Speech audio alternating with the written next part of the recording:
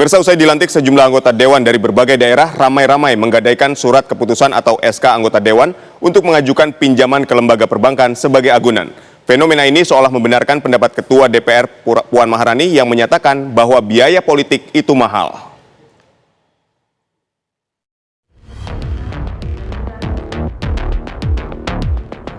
10 anggota DPRD Kota Serang yang baru dilantik pada 3 September 2024 menggadaikan surat keputusan atau SK pengangkatan sebagai anggota Dewan ke Bank. Sekretaris DPRD Kota Serang menganggap itu merupakan hak anggota Dewan yang terpilih dan tidak menyalahi aturan. Fenomena ini bukan pertama kali terjadi, karena pada periode sebelumnya, jumlah anggota Dewan yang menggadaikan SK. Pemirsa, usai dilantik, sejumlah anggota Dewan dari berbagai daerah di seluruh Indonesia ramai-ramai menggadaikan surat keputusan atau SK anggota Dewan untuk mengajukan pinjaman ke lembaga perbankan sebagai jaminan. Sejumlah bank menawarkan pinjaman dengan nilai mulai dari 500 juta rupiah sampai 1 miliar rupiah. Fenomena ini seolah membenarkan pendapat Ketua DPR RI Puan Maharani yang menyatakan bahwa biaya politik itu mahal.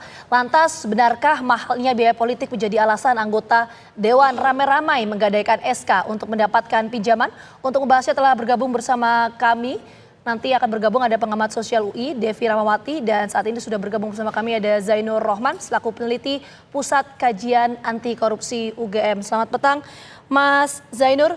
Mas Zainur, yang mungkin harus ditekankan dulu dengan adanya fenomena sejumlah anggota DPRD menggadaikan SK, ini ada aturan yang dilanggar nggak?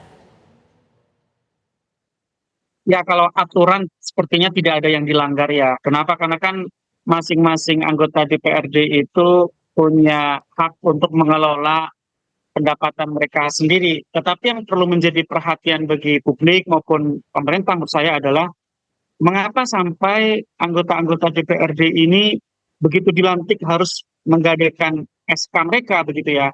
Karena kan berarti di sini ada satu kebutuhan finansial yang dialami oleh banyak anggota DPRD terpilih begitu. Nah, mengapa kebutuhan finansial itu muncul? Berarti ini memang betul, ini menandakan besarnya biaya politik yang harus ditanggung oleh para anggota dewan kita. Nah, apa sih yang menjadi concern publik ketika biaya untuk menjadi anggota dewan itu sangat tinggi, begitu ya? Concernnya adalah kalau biaya untuk jadi anggota dewan sangat tinggi, maka akan ada keinginan, kebutuhan, situasi untuk pertama tentu mengembalikan modal politik, begitu ya. Modal politik itu pun sendiri mungkin ada yang berasal dari kantong pribadi, ada yang berasal dari utang begitu, sehingga harus mencari biaya untuk menutup utang maupun kemudian juga untuk menutup modal pribadi. Yang kedua, tentu nanti selama mereka menjabat, ya penghasilan sah itu akan jauh berkurang karena sudah digadaikan di depan dalam tanda kutip gitu.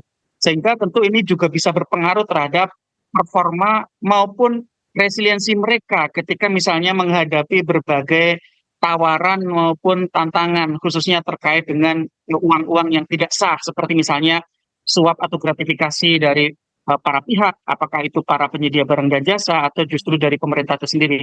Nah, yang ketiga Mbak, yang perlu juga menjadi concern adalah nanti mereka di pemilu yang akan datang tentu juga membutuhkan lagi modal politik gitu ya, sehingga dari mana nanti mereka akan membiayai modal politik itu ya tentu ketika mereka sedang menjabat mereka akan mengakumulasi modal gitu ya.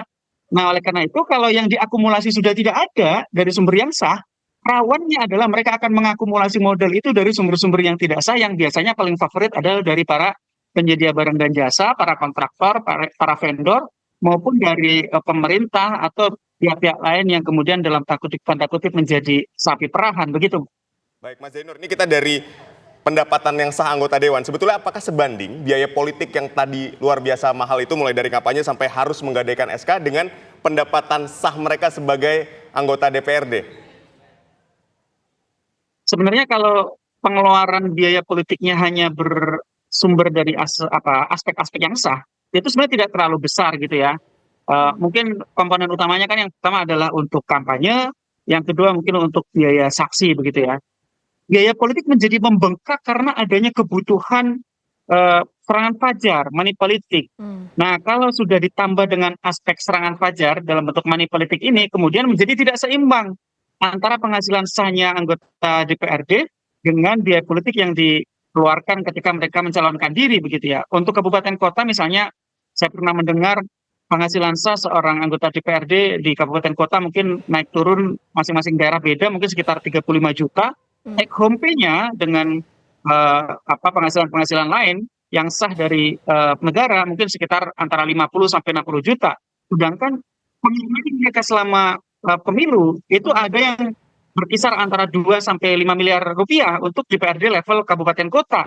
Artinya memang di sini ada ketimpangan antara penghasilan sah dengan biaya yang harus dikeluarkan, yang biaya yang harus dikeluarkan tersebut mayoritasnya justru berupa serangan fajar, politik uang. Nah, itulah yang kemudian menyebabkan biaya politik menjadi semakin tinggi. Kalau hanya dari biaya yang sah, saya pikir tidak sebesar itu. Ya, tapi ada perbandingan nggak Mas? Berdasarkan riset yang dilakukan oleh Mas Zaidur dan juga kawan-kawan ya, kalau kampanye ini secara normal tanpa serangan fajar dengan serangan fajar ini perbedaannya seberapa signifikan? Sangat signifikan ya. Pertama dari sisi pengeluaran gitu ya. Pengeluaran yang memang bersifat resmi itu kan kurang lebih adalah komponen biaya kampanye. Kemudian tadi kami sampaikan juga ada untuk saksi yang relatif besar ya. Tentu yang kecil-kecil masih banyak sekali aspeknya begitu ya.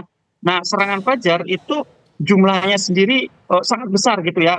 Bisa lebih dari separuhnya itu adalah untuk serangan fajar begitu ya. Nah, itulah yang kemudian menyebabkan biaya politik itu menggelembung.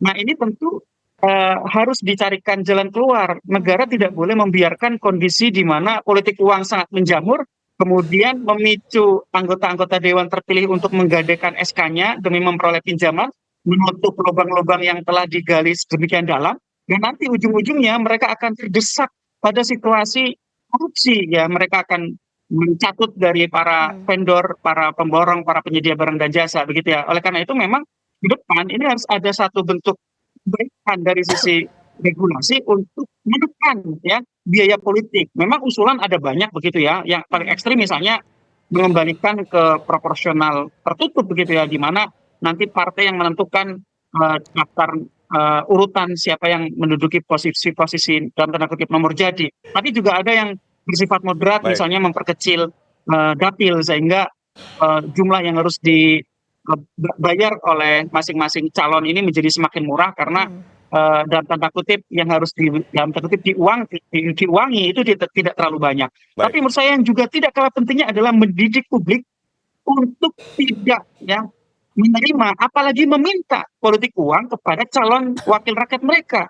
Kalau publik sendiri suka untuk dididik menolak politik uang, maka menurut saya ini seperti lingkaran setan. Kita tidak tahu sampai kapan ini akan berubah dan dari mana kita harus mengubahnya begitu. Baik Mas Zainur, kita masih akan melanjutkan perbincangan ini usai jeda. Tetaplah di Kabar Petang.